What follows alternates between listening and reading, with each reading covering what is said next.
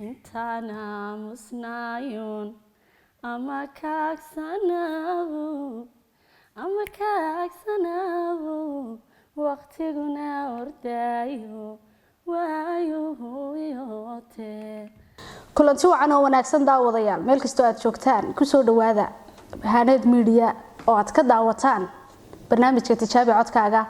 barnaamijka Tijaabi Codkaaga maanta waxa iigu martiya Ifraax Maxamuud oo kamid ah dhalinyarta jecel inay codkooda bila muusig ay ku tijaabiyaan. Ifraax ku soo dhawow Haneed Media.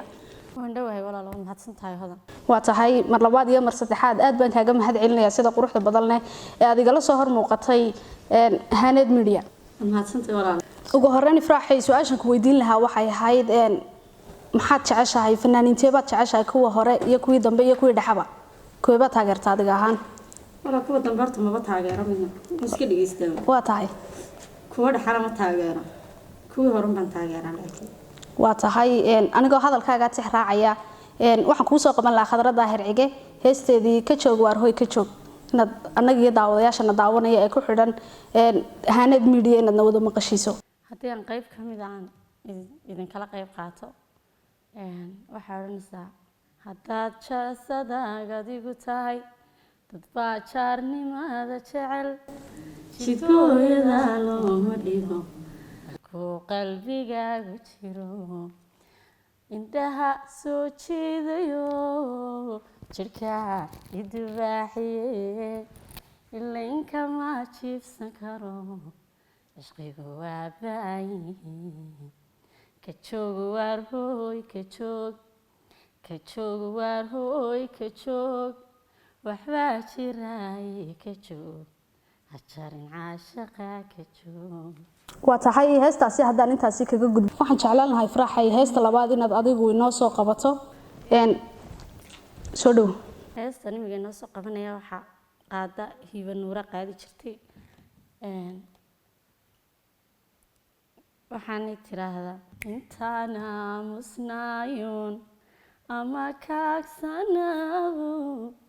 ama kaagsanaabo waqtiguna ordaayo waayuhu yootee aramidu isoohidan wadiman agtaydo anaan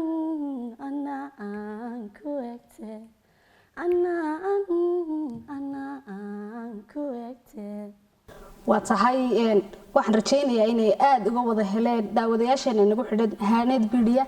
markasta waxaan jecelahay inaan hortiina keeno waxaad jeceshihiin oo idinkuna ku qanacdaan. barnaamijka maanta waxa inoogu martay Ifraax Maxamuud oo kamid ah dhalinyarta magaalada Hargeysa.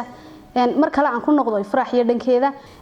Ifraax haddaan dhanka su'aalaha ku yar noqdo waxaan ku weydiin lahaa waxaad jeceshahay inaad codkaaga aad dadka iyo adiguba aad iskaga raaxaysataan mise inaad fanaanad noqoto jeceshahay mustaqbalka dhow waliba? may wala horta inaan fanaanad noqdo ma jeceli ismana lihi laakiin waa wax anigu aan markaan jecelahay waan iska qaatoon isku midadaaliyo laakiin ma jeceli inaan fanaanad noqdo. waa tahay Ifraax waxaan jeclaan lahaa inaad heesta Xasan Aadan Samatar iyo Sahra Daawo aynu ku soo gabagabayno barnaamijka ku soo dhawow heestaasi.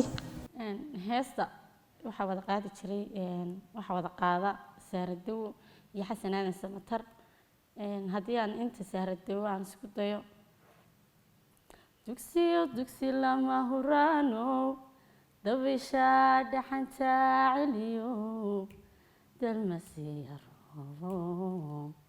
طوفان عاشق وديو محان داسو رغمدي دباشي هبين مدو maxaad diiftaygu tal dadka kula yaabiri maxay dib u gacashadii xusuusu idaashadeen maxaananba kaa darnaa daryeelkaaga wacanaa dulqaadkaaga badanaa inagoo isku duubaniyo ducada waalidkeeniyo deeqdaa rabbi baa lahaa damaashaad ilaacaya damaashaada.